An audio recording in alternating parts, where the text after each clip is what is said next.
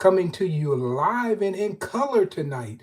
Going to talk a little baseball events that happened on this historic day. Of course, today is February the 12th. Of course, this is the February the 12th, 2026 edition of this ongoing conversation that never seems to end. Before I get busy here, I do want to give just a few details. I do want to make sure that we have 10 subscribers to pick up to get to 600. So for me, I'm pretty excited about that. Guys, if you're listening tonight and you like this kind of content, go ahead and become a subscriber and you can pick me up when I come on periodically.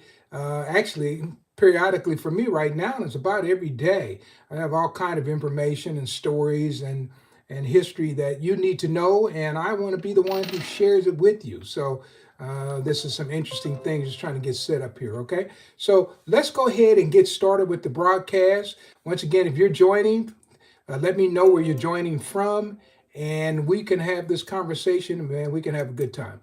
All right, so let's go to the first one. We're going to go back to February the 12th, 1905. And on that particular day, I'm trying to clear some things off my computer here. A lot of stuff popping up for some reason. Okay, February the 12th, 1905, Ben Boyd is reorganizing his Paducah Nationals team for 1905. And he named the players that will be on his roster. So they include, now this Paducah, Kentucky. This is Paducah, Kentucky, all right? I've been there before, down in that area around Cairo, Illinois, and I would always take that shortcut if I go that direction from Missouri and to get to Nashville, where my son was going to school at Fisk University. So anyway, Ben Boyd is organizing his team. So he's going to have Lewis Thomas, Larry Rogers, Willie Bedford, want to come back to that name, Artie McDowell, Hatford Fitzgerald, Wallace Bryant, Pearl Head, George Head, and they were all members of the 1904 team, which was really good. And so they're going to add a few new players. Bull Washington of Memphis, and Memphis had a team, the Memphis Giants down there. Polly Taylor and Teeny Thomas of Atlanta. Also, Bill Gatewood, he became pretty famous from St. Louis. He was living in St. Louis at that time.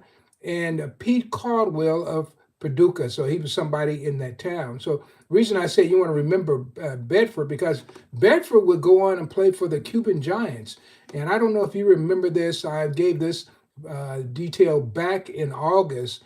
But on August 26, 1909, while playing for the Cuban Giants, he was struck by lightning and passed away on the ball field. So that was William Bedford. This is his official name. He was out of Cairo, Illinois, but they called him Willie Bedford. And so Cairo and Paducah are really close to each other. So, all right. So that's just a little fact there for you baseball fans who want to do a little research. How about this one? February 12th, 1921, Wilbur Bullet Rogan pitched a four-hitter, struck out 11, but he had a bad day and he walked 10. But he still managed to win that game as the Los Angeles White Sox captured a 6-2. Actually, they lost. Actually, they lost that game to the California All-Stars. Wow, he couldn't find a way to win. But I guess you walk 10 people and you strike out 11, you're still in trouble right there. And he tossed a four-hitter and still lost the game 6-2. Just imagine that. And this, we'll just say, this wasn't his Hall of Fame night. This wasn't this Hall of Famer's best performance, but those things happen in baseball, right? Okay, so let's keep it going here. We're going to go to February the 12th, 1922. So we went from 1921, now we're in 1922.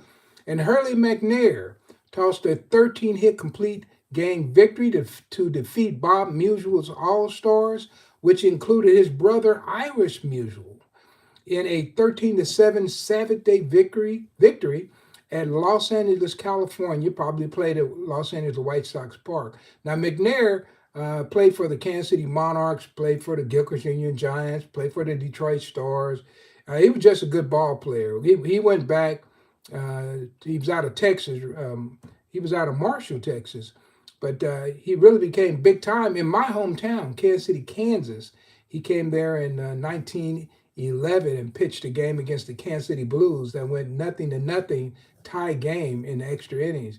So that's Hurley McNair, but he's still pitching, but he's not known as a pitcher. He's known pretty much as a outfielder. So anyway, he's pitching this game. So since he's a good hitter, not only did he pitch the game and win, but he also went 2 for 4 at bat and scored 3 runs. But how about this? He wasn't the greatest hitter in the game. The biggest hitter in that game was a guy by the name of Oscar Charleston. You probably heard of him from Indianapolis. Charleston went 3 for 4 and scored 3 runs, and all 3 of his hits were doubles. Yeah, so he helped Hurley McNair on that day, and they knocked off Bob Musial. Bob Musial pitched for he played outfield for the Yankees. Pretty good talent. Had a great arm, and I've done a lot of research on him over the years. Of course, his brother Irish was there as well. So all right, so let's keep it going here. Are you guys now? Somebody's joining here. Why don't you let me know where you're joining from? That would be great. All right. So we're going to keep it going, guys. Lots of good information tonight. How about this one? February 12th, 1939.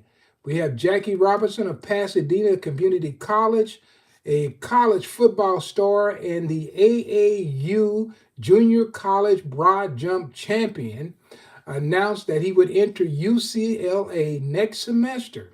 Now, other colleges were after Jackie Robinson, but he would not sign with them, and he ended up choosing UCLA, and the reason was a simple one. He said, I chose the Bruins, UCLA Bruins, because they were close to home.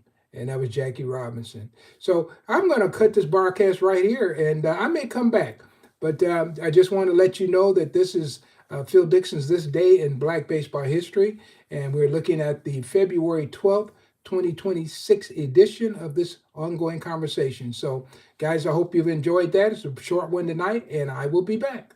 All right. Thank you. You have a nice evening. Bye.